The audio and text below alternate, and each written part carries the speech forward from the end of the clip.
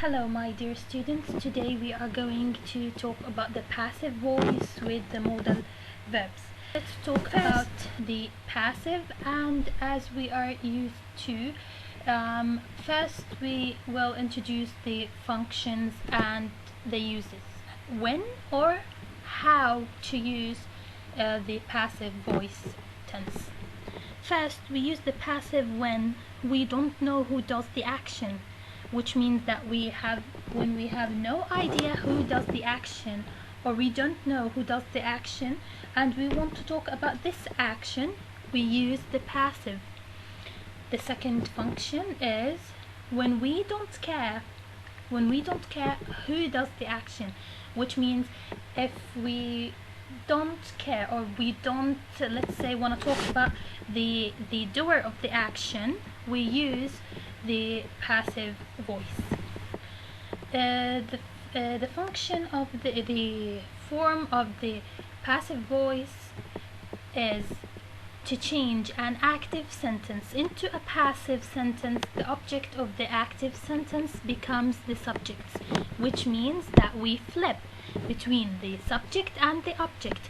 So in the active sentence we have subject, verb and object. When we want to change it into passive sentence, we flip. We bring the object and put it in the subject place, so it becomes the subject.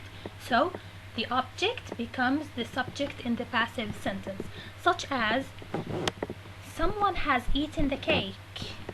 So someone here is the subject. The cake is the object. So we have to bring the object and put it in the subject place. So the cake has been eaten. The cake has been eaten. Now notice you have to be aware to the tenses.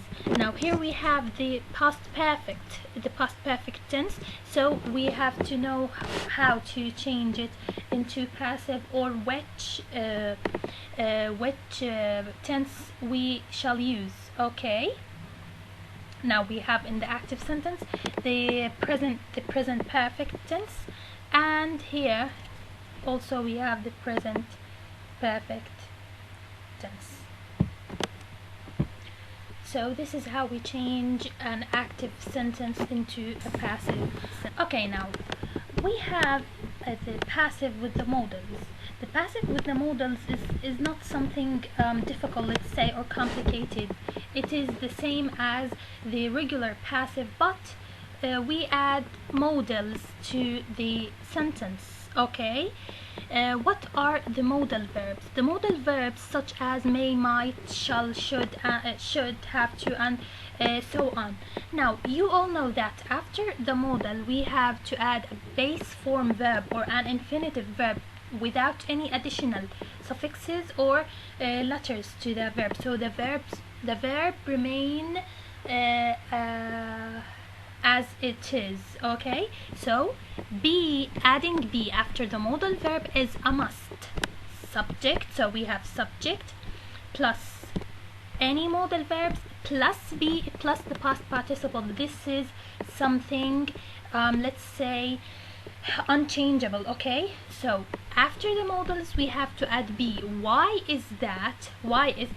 Because after any modal verb we have to add a base form or an infinitive verb. So we can't say subject plus modal plus past participle. This is incorrect or wrong, because we can't add anything to the following modal verb. Okay, let's see the examples.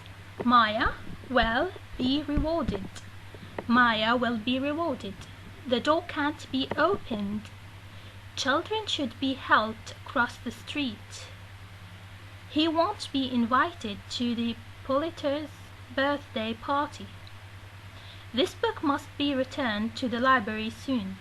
So, see, the subject plus modal plus be plus the past participle of the... Okay, let's see these examples to change from an active sentence with modals to passive sentence with modals. can adopt, can be adopted. Could teach, could be taught. May dress, may be dressed. Might understand, might be understood. Must read, must be read. Should tell, should be told. As easy as this, or as simple as